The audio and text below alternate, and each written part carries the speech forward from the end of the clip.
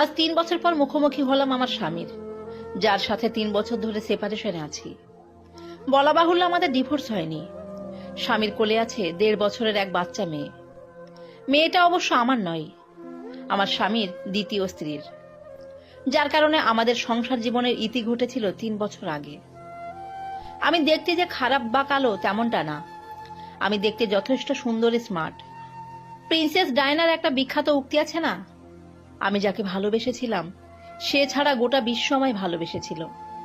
Princess Diana তো কোনো অংশে কম ছিল না, না রূপে আর না আভিজাত্যে।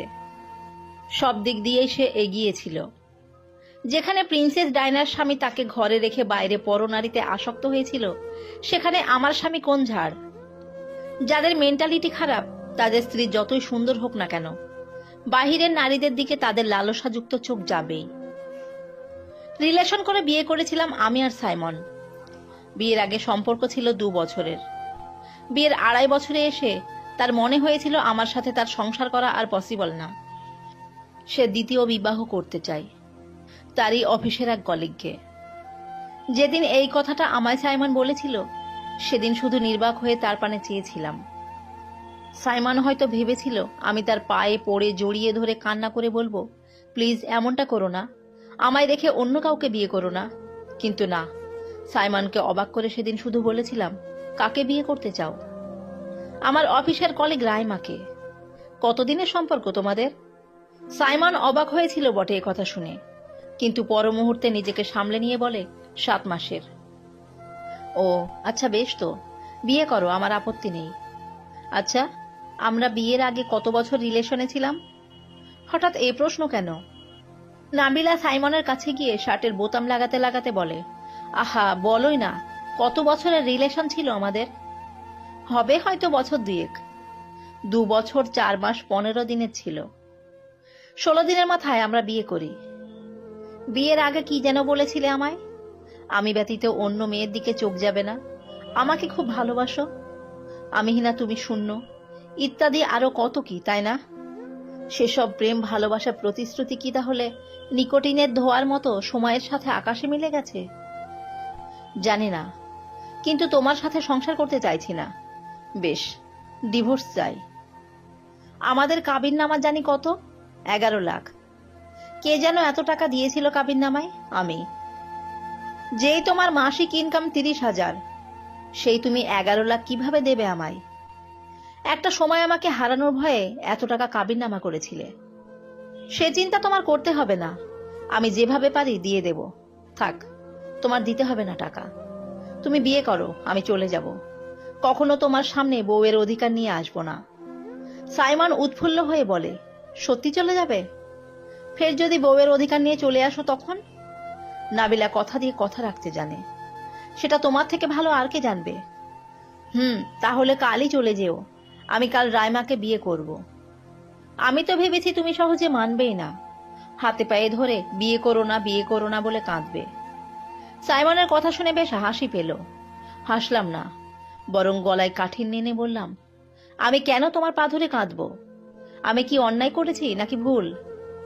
সময় কথা বলবে কে কার পা ধরে। আমি তো সেদিনের অপেক্ষায় আছি, যেদিন এই দিনটা আসবে। সাইমন কথাটা শুনে অট্টহাসিতে মেতে ওঠে। কোনো রকমে হাসি থামিয়ে বলে, নাইস জোকস, নেক্সট প্লিজ। দিবা স্বপ্ন দেখো, এটা কখনোই হবার নয়।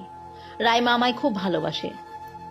যেখানে 4.5 বছরের মাথায় এসে আমার বিশ্বাস ভেঙে অন্য নারীতে আসক্ত হয়েছ, সেখানে 6 মাসের সম্পর্কের তোমার এত বেশি আত্মবিশ্বাস, বাহ। কারণ আমরা একে অপরকে ভালোবাসি। তাহলে কি আমার সাথে সেসব টাইম পাস ছিল? তুমি যা মনে করো। আমি তো অনেক কিছুই ভেবে বসে আছি, তোমার পতনটা দেখার জন্য অধীর আগ্রহে অপেক্ষা করব। বললাম তো, দিবা স্বপ্ন দেখো, কারণ এটা শুধু দিবা স্বপ্নেই সম্ভব। কথাটা বলে সাইমন বেরিয়ে যায় রুম থেকে। এতক্ষণ আটকে রাখা কান্নাগুলো এবার উপছে বেরিয়ে আসে। শেষবারের মতো নিজের ঘর আসবাবপত্রগুলো ছুঁয়ে দেখে নেয়। আলমারি থেকে জামা কাপড় প্যাক করে নিয়ে বেরিয়ে যায়। সেই থেকে আজ অবধি সাইমনের সামনে যায়নি নাবিলা। আজ আকস্মিক দেখা হয়ে গেছে তাদের শপিং মলে। বেশ খানিকক্ষণ নীরবতা থেকে নাবিলা বলে ওঠে, আর কতক্ষণ বসিয়ে রাখবেন আমায়? কিছু বলার থাকলে বলুন, তা না হলে আসি। সহসা সাইমন নাবিলার হাত ধরে বলে, বাহ, অনেকটা পাল্টে গেছো তুমি নাবিলা। আগের থেকেও সুন্দরী হয়েছো দেখতে। সময় মানুষকে পাল্টে দেয়। ফিরে এসো আমার জীবনে নাবিলা। তোমার মতো করে সত্যি কেউ আমায় ভালোবাসতে পারেনি। রাইমা আমাকে ঠকিয়েছে। সে আমার সাথে সংসার করা সত্ত্বেও বাহিরে সম্পর্ক করেছে। দেখো, আমার এই দুধের শিশুর যখন 6 মাস বয়স, তখন সে অন্য পুরুষের সাথে পালিয়ে যায়। নাবিলা ঝটকা মেরে সাইমনের হাত থেকে নিজের হাত ছাড়িয়ে নিয়ে বলে, এটা কোন ধরনের অসভ্যতামি? হাত ধরছেন কেন? আর আপনার স্ত্রী কার সাথে চলে গেছে, কি করছে না করছে, সেগুলো কি আমি জানতে চেয়েছি? তুমি তো আমার স্ত্রী, সেই হিসেবে তুমি রাইসারও মা। তুমি প্লিজ আমার লাইফে ব্যাক করো। নাবিলা তাচ্ছিল্য নিয়ে বলে, ও হ্যালো মিস্টার সাইমন, এটা আপনার মেয়ে, আমার নয়। আপনার মেয়ের দায়িত্ব আমার না। আর আপনার লাইফে ব্যাক করতে বলছেন? আমি কেন আপনার লাইফে ব্যাক করব? আপনার স্ত্রী অন্য পুরুষের সাথে চলে গেছে দেখে? মেয়েকে একা মানুষ করতে পারছেন না বলে? বাহ, আপনি যেভাবে আমায় বিয়ে করা সত্ত্বেও বাহিরে রিলেশন করে বেরিয়েছেন, সেম আপনার ওয়াইফও আপনার সাথে তেমনটা করছে। রিভেঞ্জ অব নেচার নামে একটা প্রবাদ বাক্য আছে, জানেন তো? কাউকে ঠকালে প্রকৃতি কোনো না কোনো উপায়ে ঠিক সেটা সুদে আসলে ফেরত দেয়। যাই হোক, আপনাকে একদিন বলেছিলাম একটা সময় আসবে, আপনি আমার কাছে আসবেন আমাকে আপনার লাইফে ফেরত যেতে। দেখেছেন, সেটাই হলো। আমি ডিভোর্স পেপার পাঠিয়ে দেব, সাইন করে দেবেন। ভালো থাকবেন মেয়েকে নিয়ে। ভীষণ মিষ্টি হয়েছে দেখতে। এতদিন যখন পাঠাওনি ডিভোর্স পেপার, তাহলে এখন কেন পাঠাবে? কারণ এখন আমি আপনাকে ডিভোর্স দিলে যেই প্রশান্তিটা পাবো, তখন দিলে সেটা পেতাম না। আপনি কি মনে করেছেন আমি রাইমার ব্যাপারে জানতাম না?